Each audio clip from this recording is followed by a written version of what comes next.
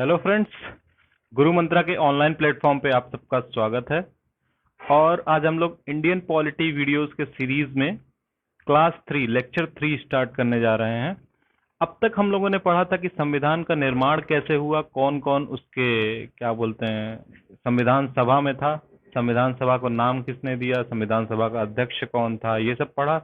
और उसके बाद हम लोगों ने पढ़ा उसके संविधान के प्रस्तावना के बारे में।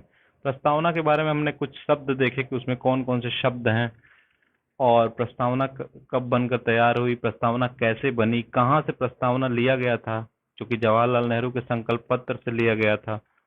प्रस्तावना तो हम लोगों ने पिछली क्लास में प्रस्तावना को खत्म कर लिया था। ठीक है, अब प्रस्तावना के बाद हम लोग का एक्चुअल संविधान स्टार्ट हो जाता है। एक्चुअल संविधान इस तरह से स्टार्ट हो जाता है, संविधान का भाग 1 स्टार्ट हो जाता है। तो आज हम लोग उसी भाग 1 को स्टार्ट करेंगे और उसी की पढ़ाई स्टार्ट करेंगे। देखते हैं आगे क्या क्या होता है इसमें। तो संविधान का भाग एक में 4 अनुच्छेद हैं।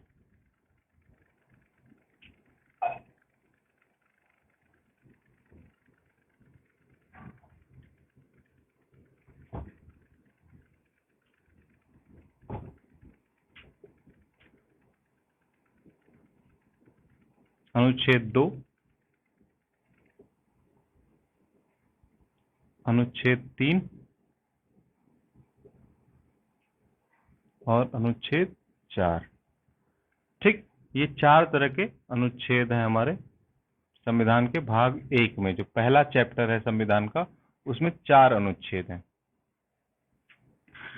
अब चारों अनुच्छेदों में क्या क्या लिखा गया है उसको हम लोग पढ़ेंगे कि अनुच्छेदों में क्या क्या लिखा गया है। तो पहला हम लोग का पहले अनुच्छेद में लिखा गया है कि भारत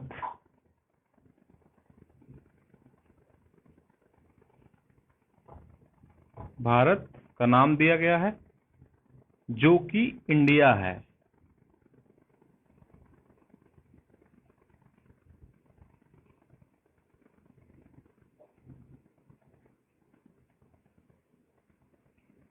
तो पहले अनुच्छेद में हम लोग को भारत के दो नामों से ऑफिशियल भारत का प्रोनाउंसमेंट किया गया है। पहला कि भारत और दूसरा इंडिया है। ठीक है, और क्या कहा गया है, भारत जो कि इंडिया है राज्यों का एक संघ होगा।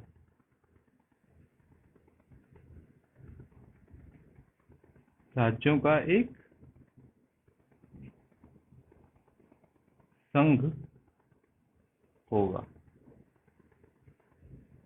अब तो पहले अनुच्छेद में ये लिख दिया कि भारत जो कि इंडिया है राज्यों का एक संघ होगा। ठीक है, अब संघ में ही संघ को इंग्लिश में 3 शब्दों से जाना जाता है।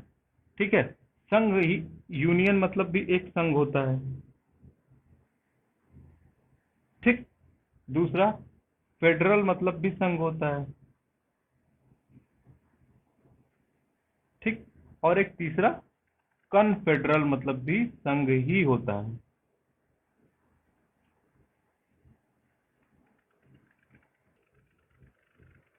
तो संघ का मतलब 3 चीजों में होता है। इसका एक अर्थ होता है परिसंघ भी, इसको परिसंघ भी कहा जाता है।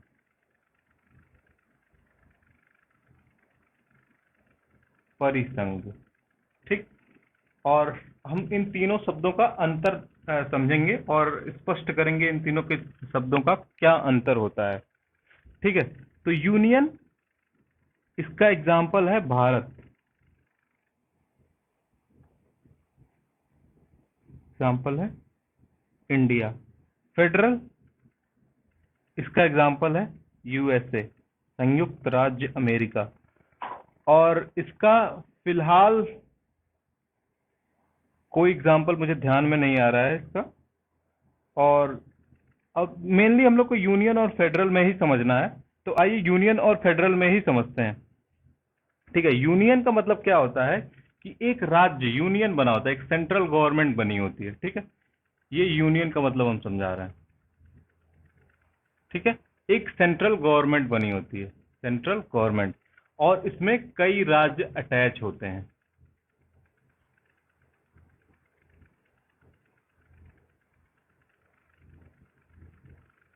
कई राज्य मिलके एक सेंटर का निर्माण करते हैं, और इसमें मिल तो सकते हैं राज्य, लेकिन बिना सेंटर की अनुमति के या बिना सेंटर की अनुमति के ये राज्य अलग नहीं हो सकते हैं। ठीक है, यूनियन की यही एक सबसे बड़ी खासियत होती है कि इसके राज्य इनको अलग होने की शक्तियां प्रदान नहीं करता है। ठीक है, राज्य इसके अलग नहीं हो सकते हैं यूनियन के। ठीक है, तो जो ये स्टेट्स हैं ये अलग नहीं हो सकते हैं। ठीक, अब हम लोग दूसरा देखते हैं, फेडरल। फेडरल मतलब भी संघ होता है। तो अब जैसे यूनियन का देखें एग्जांपल, तो भारत में एग्जांपल होता है, भारत में जो राज्य हैं जैसे हो गया मध्य प्रदेश, उत्तर प्रदेश और तमिलनाडु, केरल, ये राज्य मिल तो गए हैं भारत में, लेकिन अलग ये लोग अलग होने का इनको शक्ति नहीं है। ठीक है, अलग नहीं हो सकते। फेडरल में क्या होता है, फेडरल में भी एक सेंट्रल गवर्नमेंट होती है और इसमें भी राज्य जुड़े होते हैं। ठीक है, इसमें भी बहुत सारे राज्य जुड़े होते हैं। ठीक है, इसमें भी राज्य जुड़े होते हैं।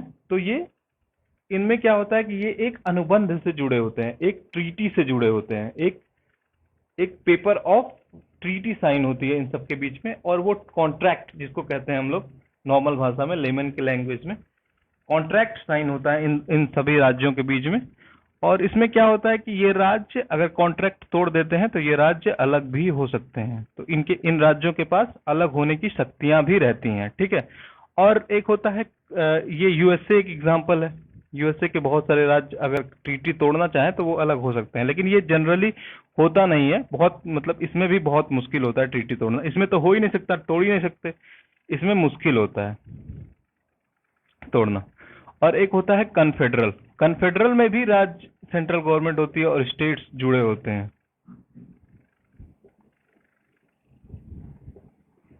ठीक है, लेकिन ये बहुत ही आसानी से अलग हो सकते हैं, आ सकते हैं, जा सकते हैं, बहुत ही आसानी से अलग हो सकते हैं। ठीक है, तो हम इन तीनों संघ का मतलब समझ गए। ठीक है, संघ, यूनियन मतलब भी संघ होता है, फेडरल मतलब भी संघ होता है, और कॉन्फेडरल मतलब भी संघ होता है। तो भारत क्या है, भारत एक यूनियन है।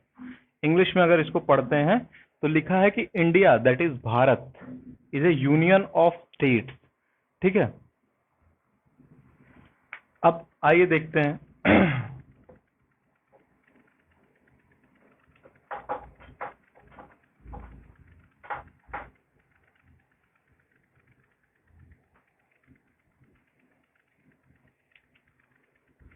अब आइए देखते हैं इसमें कि भारत जो संघ है, भारत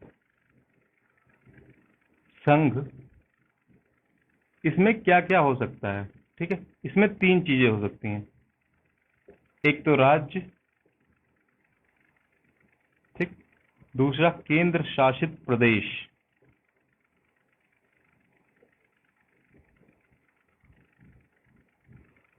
केंद्र शासित प्रदेश, और तीसरा वो होता है कि भारत अगर किसी भी बाहरी स्टेट को अपने में मिलाएगा, भारत किसी भी बाहरी राज्य को अपने में मिलाएगा, तो वो राज्य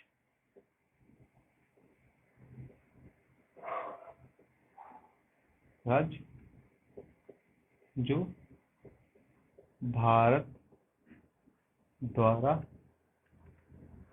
मिलाए गए हैं,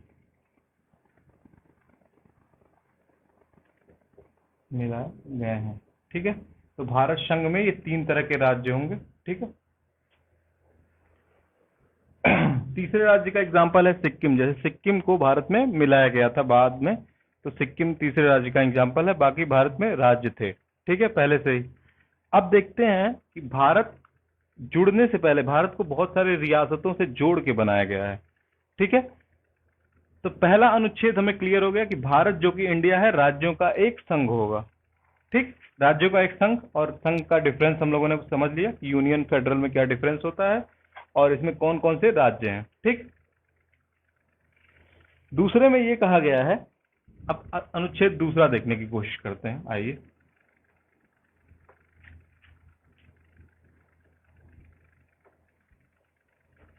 दूसरे में ये कहा गया है कि भारत किसी भी बाहरी राज्य को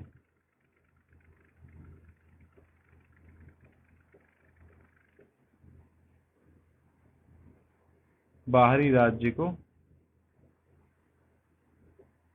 अपने में मिला सकता है।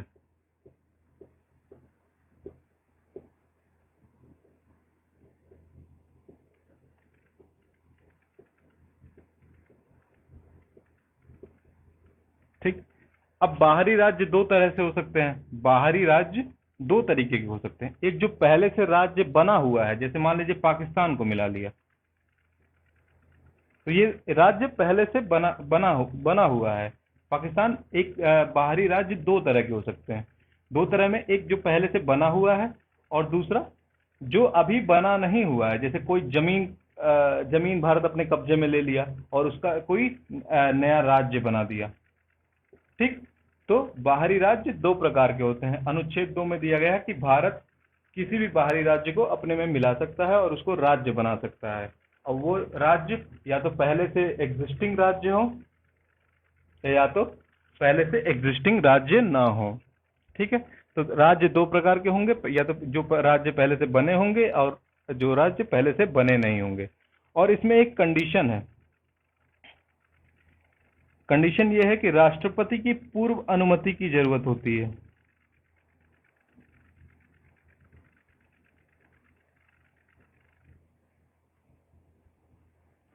पूर्व अनुमति की जरूरत होती है। ठीक है।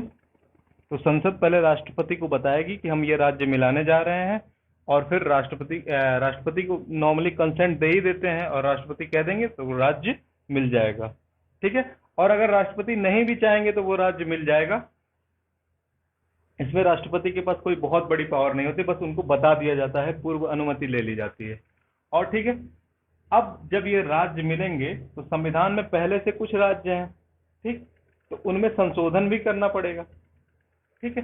तो राज्य जब इनमें मिल जाएंगे तो जब संशोधन होगा तो संशोधन वो होगा, वो 368 के तहत संशोधन नहीं होगा। कोई भी बाहरी राज्य जब अब भारत अपने राज्य में मिला लेगा तो वो 368 के तहत संशोधन नहीं होगा, वो अपने आप संविधान को संशोधित माना जाएगा। ठीक है। तो इतना हो गया। अब भाग 2 अनुच्छेद 2 हमारा कंप्लीट हुआ। अब आइए अनुच्छेद 3 पे चलते हैं।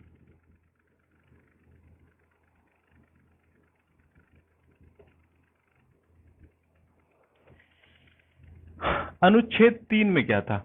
अनुच्छेद 2 में था बाहरी राज्य। ये चीज कॉन्सेप्ट याद करिएगा। अनुच्छेद 2 में था बाहरी राज्य।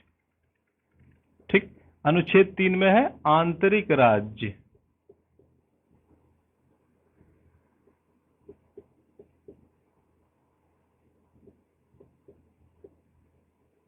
आंतरिक राज्य में अलग कर सकता है, दो राज्यों को मिला सकता है।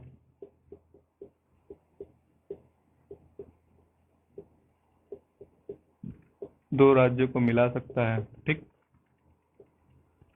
एक राज्य को अलग अलग भी कर सकता है।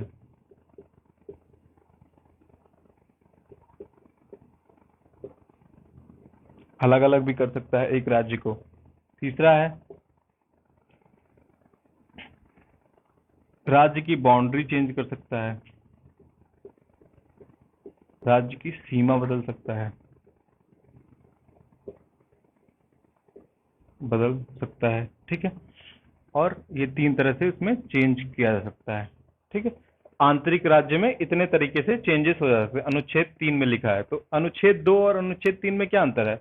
अनुच्छेद 2 बाहरी राज्य से डील करता है और अनुच्छेद 3 आंतरिक राज्य से डील करता है। ठीक। तो यही अंतर हो गया दोनों में। अब आंतरिक राज्य से डील करने के लिए राष्ट्रपति की पूर्व अनुमति,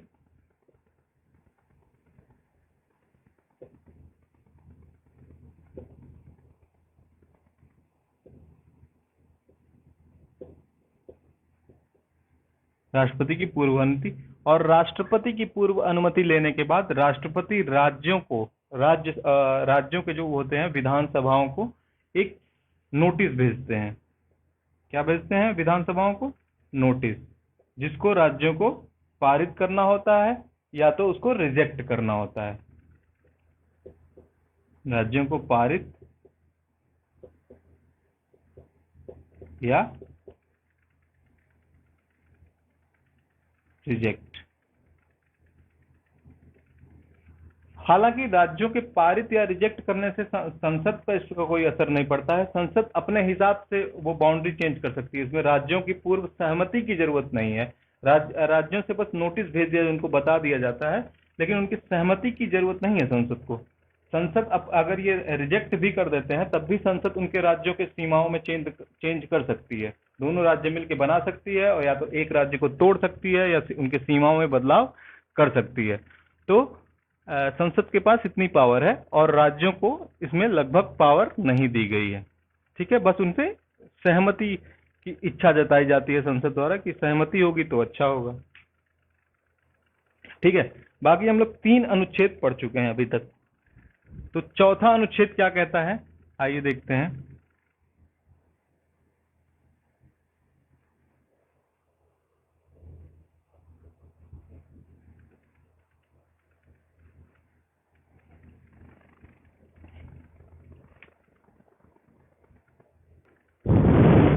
अब देखते हैं अनुच्छेद 4 क्या कहता है। अनुच्छेद 4 ये कहता है कि जो भी हम लोग राज्य मिलाएंगे, बाहरी राज्य या आंतरिक राज्य में परिवर्तन करेंगे, वो संविधान को संशोधित नहीं करना पड़ेगा 368 के अनुसार। ठीक है, संविधान में संशोधन होता है 368 के अनुसार, लेकिन अगर 2 और 3 को भी मिलाएंगे तब भी संविधान में संशोधन करना पड़ेगा, क्योंकि अनुसूची जो 1 जो है, भारत में जो अनुच्छेद 1 में कहा गया है कि जो भारत के राज्य होंगे, ठीक है, उनकी सीमाएं होंगी, वो अनुसूची 1 में दिया जाएगा। ठीक है, तो हम लोग धीरे धीरे इसी के साथ साथ अनुसूची भी पढ़ना स्टार्ट कर रहे हैं। अनुसूची 1 में क्या दिया गया है, राज्य और उसकी सीमाएं। ठीक है, राज्य और उसकी सीमाएं दी गई। और अब मान के चलिए आगे चल के हम लोग 2 और 3 में संशोधन करते हैं। ठीक है, राज्य की सीमा में चेंज करते हैं या तो कोई बाहरी राज्य मिलाते हैं, तो अनुसूची 1 में चेंज करना पड़ेगा, क्योंकि राज्य एक अलग बन जाएगा, या तो राज्य की सीमा चेंज होगी, तो अनुसूची 1 में चेंज करना पड़ेगा, बदलाव करना पड़ेगा। ठीक है, तो अब बदलाव करना पड़ेगा तो इसमें संशोधन की जरूरत पड़ेगी, लेकिन अनुच्छेद 4 में यही दिया गया है कि संशोधन की जरूरत नहीं है। संशोधन की जरूरत नहीं, संशोधन की जरूरत नहीं है।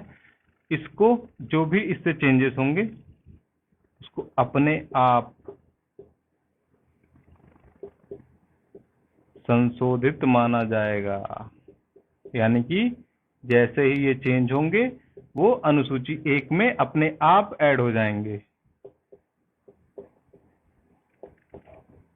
माना जाएगा। ठीक, तो अब हम लोगों ने क्या किया है, भाग 1 के चारों अनुच्छेदों को पढ़ लिया है। ठीक है, आइए देखते हैं, एक बार रिवीजन कर लेते हैं कि अनुच्छेद 1 में क्या था। अनुच्छेद 1 में था कि भारत जो कि इंडिया है, राज्यों का एक संघ होगा। आपने संघ का मतलब समझ लिया। ठीक है, और इसमें दिया है कि जो राज्य हैं और उसकी सीमाएं हैं अनुसूची 1 में दी गई हैं। ठीक है, तो अनुच्छेद 1 में कहा गया कि जो राज्य हैं वो अनुसूची 1 में दिए गए हैं। ठीक है, और जो इंडिया है, और इंडिया जो कि भारत है, वो राज्यों का एक संघ होगा। ठीक, इतना काम अनुच्छेद 1 ने कह दिया। अनुच्छेद 2 ने बाहरी राज्य को अपने में मिलाने के प्रोविजंस के बारे में बताया है। बाहरी राज्य को अपने में कैसे मिला सकते हैं, और राज्य 2 प्रकार के होते हैं, ये तो हम लोग जान ही चुके हैं।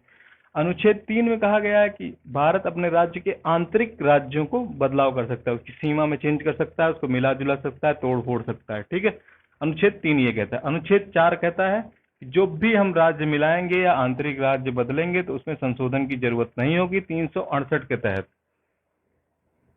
368 के तहत 368 के तहत संशोधन की जरूरत नहीं। ठीक, अपने आप संशोधित माना जाएगा। ये हो गया हमारा 1 से लेकर 4 पूरा अनुच्छेद। ठीक है, अब इससे रिलेटेड हम लोग कुछ प्रोविजंस पढ़ेंगे। ठीक है, उन प्रोविजंस को देखते हैं कैसे होता है। तो आइए अब हम लोग आगे बढ़ते हैं, आगे देखते हैं क्या है।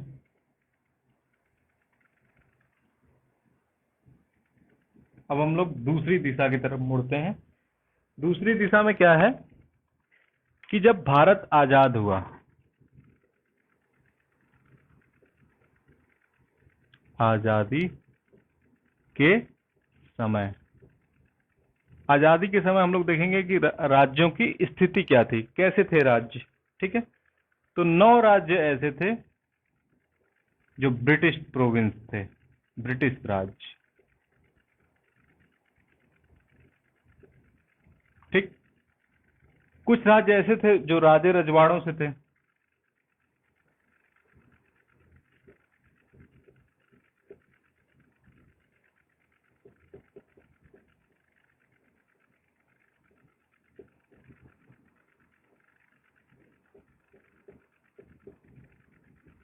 ठीक, बी और ये सी। तीसरा क्या था, 5 स्टेट्स ऐसे थे, 5 राज्य ऐसे थे जो केंद्र शासित थे।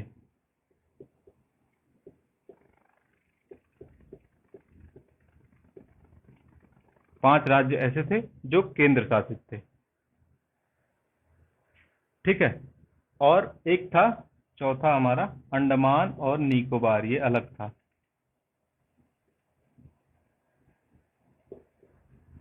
निकोबार, ठीक है, अंडमान और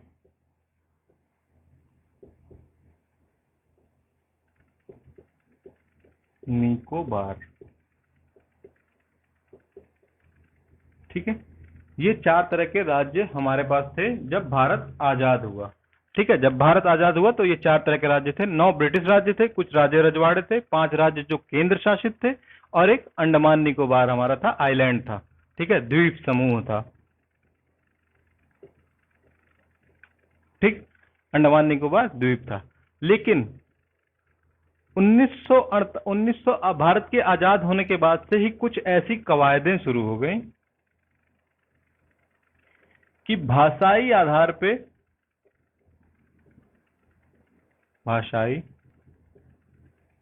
आधार पर राज्यों का पुनः नियोजन। ठीक, भाषाई आधार पे राज्यों का नियोजन की मांग शुरू हो गई। ठीक है, 1900 भारत के आजाद होने के 1 साल बाद से ही 1948 से ही ये मांगे शुरू हो गई थी। और इन मांगों को पहले तो बहुत ही दबाया गया, बहुत मतलब माना नहीं गया। जवाहरलाल नेहरू इसके सपोर्ट में नहीं थे कि राज्यों को भारतीय भाषाओं के हिसाब से बदल दिया जाए, क्योंकि भारतीय भाषाओं के हिसाब से राज्य बदलने पे एक संकट ये था, क्योंकि उस समय भारत नया नया आजाद हुआ था, और अगर हम लोग भाषाई हिसाब से राज्यों को बांट देते तो फिर उनके अलग होने के चांसेस थे, इसलिए ये लोग सपोर्ट में नहीं थे। लेकिन क्या हुआ, 1948 में इन्होंने बनाया एक 1948 में एक कमीशन बना, एसके धर कमीशन।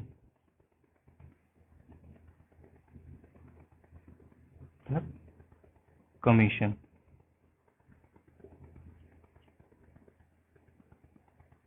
कमीशन को हम लोग आयोग कहते हैं। तो 1948 में ही एसके धर कमीशन बना। एसके धर कौन था, इलाहाबाद हाई कोर्ट के जज थे। इनके अध्यक्षता में एक कमीशन बनाया गया, जो कि अपना रिपोर्ट 1948 के लास्ट में ही सबमिट करता है। और एसके धर जी कहते हैं कि भारत को भारतीय भाषाओं के हिसाब से नहीं बदलना चाहिए, बल्कि उनको शासन करने के हिसाब से बदलना चाहिए। जैसे कि ऐसे बदलना चाहिए कि शासन करने में आसानी हो। भाषाई आधार पर बदलने की बात इन्होंने नहीं मानी। तो पहली कमीशन बनी थी एसके धर कमीशन, जो भाषाई आधार पे राज्यों को विभाजन करने की बात खारिज कर देती है। ठीक है, अब 1948 में ये कमीशन बना, 1948 में इसकी रिपोर्ट आ गई। फिर जब इनकी रिपोर्ट आई तो कुछ दिन तक तो मामला शांत रहा। फिर से मामला ये उठने लगा कि नहीं, हमें भारतीय भाषाओं के हिसाब से ही राज्य चाहिए, क्योंकि उस समय बहुत सारे राज्यों को मिला करके जैसे मद्रास बनाया गया था, जिसमें आंध्र प्रदेश और ये सब पूरे राज्य, तमिल स्पीकिंग और तेलुगु स्पीकिंग राज्य, तेलुगु भाषी और तमिल भाषी राज्य एक में ही थे। तो वो लोग चाहते थे कि हम लोग अलग हो जाएं, मतलब एक हमारा तेलुगु भाषी राज्य बनने लगे और एक तमिल भाषी राज्य बन जाए। तो इसमें दिक्कत इस बात की थी कि अगर एक राज्य को भाषाई आधार पर अलग कर दिया गया तो बहुत सारे राज्य थे, जैसे मराठी स्पीकिंग थे, गुजराती स्पीकिंग थे, तो इनको भी अलग करना पड़ता। और इधर क्या बोलते हैं, बंगाली थे, इधर बिहारी थे, तो इधर भी इन लोग को अलग करना पड़ता। ठीक है। तो एस के धर जो समिति थी, आयोग था, उन्होंने ये रिकमेंडेशन दी थी कि भाषाई आधार पर राज्यों को नहीं बनाया जा सकता है। ठीक है। अब जब ये ये जो एस के धर कमीशन खत्म हुआ, उसकी रिपोर्ट आई, लेकिन उसके बाद भी क्या बोलते हैं, भाषाई राज्यों की मांग बढ़ती चली गई, धीरे धीरे उसकी इंटेंसिटी बढ़ती गई। ठीक है। तो अब फिर से जवाहरलाल नेहरू ने एक दूसरी कमेटी बनाई। दूसरी कमेटी कौन सी बनाई? एक थी JVP committee. JVP committee committee समिति। ठीक। जेवीपी, जिसमें से जेवीपी मतलब J for Jawaharlal Nehru, JL Nehru, V for Vallabhbhai Patel, Vallabhbhai Patel, और पी फॉर पट्टाभी सीतारमैया,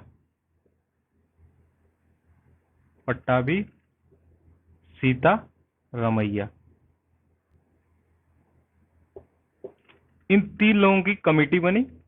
ठीक है। जेवीपी कमेटी, जिसका नाम दिया गया, 1948 में ही बनी थी, दिसंबर में जेवीपी कमेटी बनी थी। जेवीपी कमेटी का भी रिपोर्ट ये था कि भाषाई आधार पर नहीं, मतलब भाषाई आधार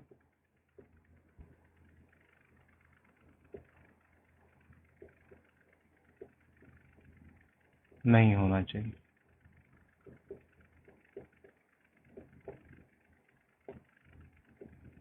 ठीक।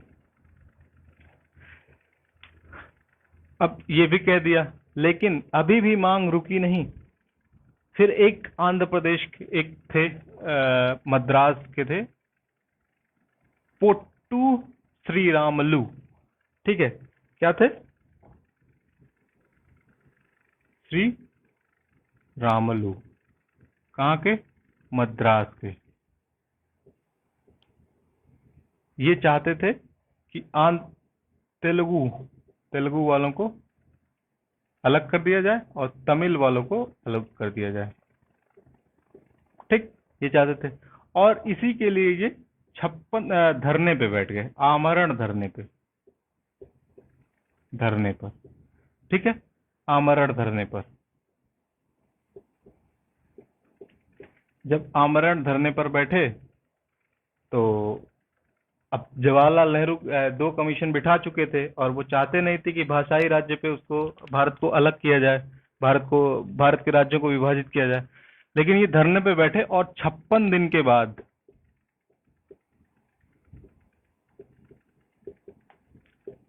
इनकी मृत्यु हो गई।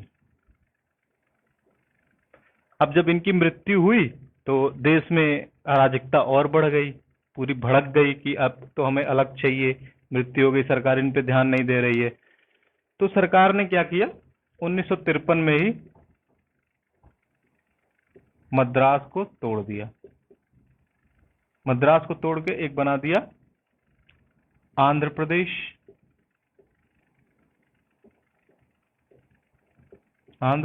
और एक तमिलनाडु। तो 1953 में मद्रास को तोड़ दिया गया, और आधार क्या था? वही भाषाई आधार।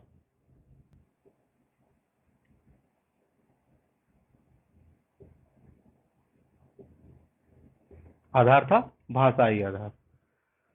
भाषाई आधार आंध्र प्रदेश में तेलुगु वालों को मिल गया, और इसने इस तमिलनाडु में तमिल वालों को मिल गया। ठीक है, तो क्वेश्चन पूछता है पहली बार भाषाई आधार पे कौन सा राज्य बना था? तो पहली बार भाषाई आधार पे आंध्र प्रदेश राज्य बना था। अब आगे की कहानी क्या है? जब आंध्र प्रदेश राज्य बन गया भाषाई आधार पे, ठीक है, तो बहुत सारे ऐसे स्टेट्स थे जो और मांग करने लगे कि जैसे एक बॉम्बे था, तो उस समय का बॉम्बे गुजरात मिलकर बना होता था, गुजरात और मुंबई जिसको कहते हैं, ये सब गुजरात में गुजराती स्पीकिंग लोग थे, गुजराती भाषा, और मुंबई में मराठी भाषा, तो इसकी भी मांग उठने लगी। ठीक है, तो क्या बोलते हैं, जवाहरलाल नेहरू ने एक कमीशन बनाया फिर से 1953 में ही, फजल अली कमीशन।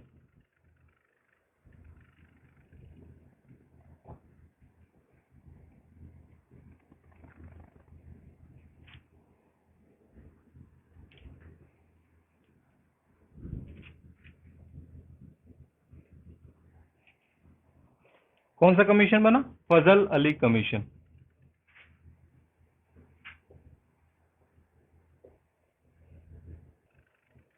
फजल अली कमीशन, फजल अली आयोग, जिसको फजल आयोग के नाम से जानते थे, इसके अध्यक्ष थे फजल अली।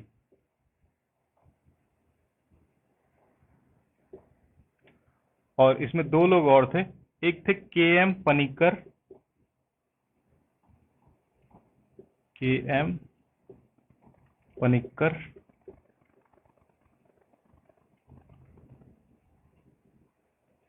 के.एम. पनिक्कर थे, और एक दूसरा व्यक्ति कौन था? तो के.एम. पनिक्कर थे और दूसरा व्यक्ति था एच.एन. कुंजरू, एच.एन. कुंजरू।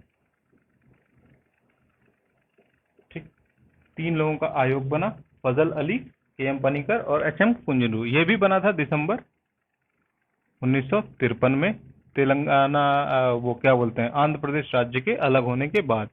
ठीक है, तो ये आयोग बन गया। इस आयोग के हिसाब से एक 1956 में इसकी रिपोर्ट आई, और 1956 में ही एक स्टेट्स रीऑर्गेनाइजेशन एक्ट अपने संसद द्वारा पारित किया गया।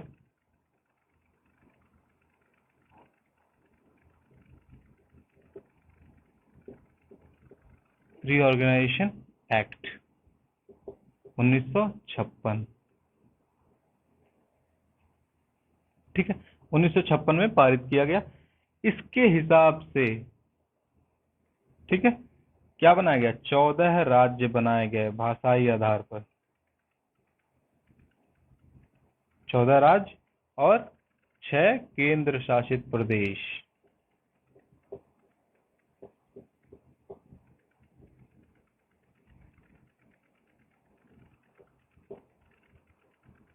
छह केंद्र शासित प्रदेश बनाए गए। और पहली बार हम लोग का भाषाई आधार पर रीऑर्गेनाइजेशन हुआ था आंध्र प्रदेश का, और दूसरी बार ये पूरी तरह से बना दिए गए, 14 राज्य और 6 स्टेट्स बना दिए गए थे। ठीक है, अब यहीं पे इसका वो मामला रुका नहीं।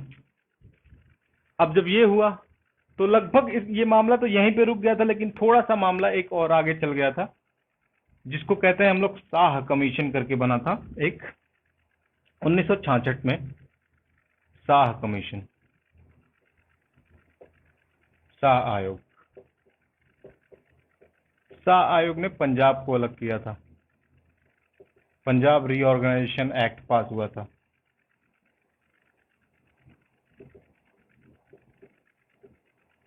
एक्ट, ठीक है। पंजाब जो था वो पहले पेप्सू था, पेप्सू करके जानते होंगे आप लोग, पेप्सू था। इसमें से पंजाब को अलग कर दिया गया, चंडीगढ़ बनाया गया, पंजाब को अलग किया गया और हरियाणा को अलग किया गया।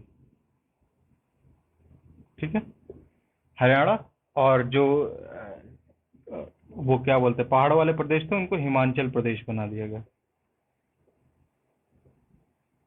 हिमाचल प्रदेश। ठीक है, अब पंजाब हरियाणा की एक कॉमन राजधानी बनी चंडीगढ़, जो कि एक केंद्र शासित प्रदेश भी है।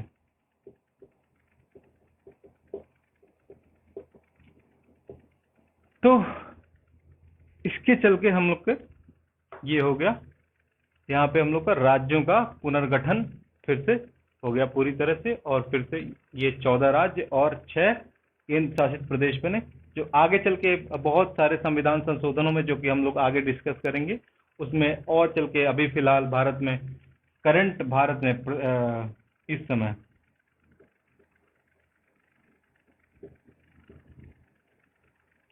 भारत में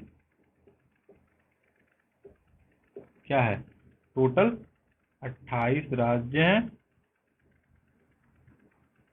और 8 केंद्र शासित प्रदेश हैं। ठीक है, तो आज का डिस्कशन थोड़ा लंबा हो गया और हम लोग इस डिस्कशन को यहीं पे स्टॉप करते हैं, बंद करते हैं। और ये टॉपिक भी हम लोग का भाग 1 कंप्लीट हो गया है। अगला टॉपिक है भाग 2, नागरिकता से संबंधित है। तो ये पूरा रिवीजन कर लीजिएगा, रिवीजन देखते रहिएगा। और हम लोग का ये भाग 1 कंप्लीट हुआ। इसमें कुछ टॉपिक्स और हैं जो कि क्वेश्चन आंसर्स में हम लोग करेंगे। ठीक है, तो भाग 1 यहाँ पे समाप्त होता है और कल से भाग 2 स्टार्ट होगा। अगले वीडियो में हम लोग भाग 2 के साथ मिलेंगे। और तब तक बताते रहिए कि वीडियो कैसा बन रहा है, और क्या क्वेश्चंस हो तो कमेंट्स में लिखिए। और बाकी हम लोग अगले वीडियो में मिलते हैं। चलिए ठीक।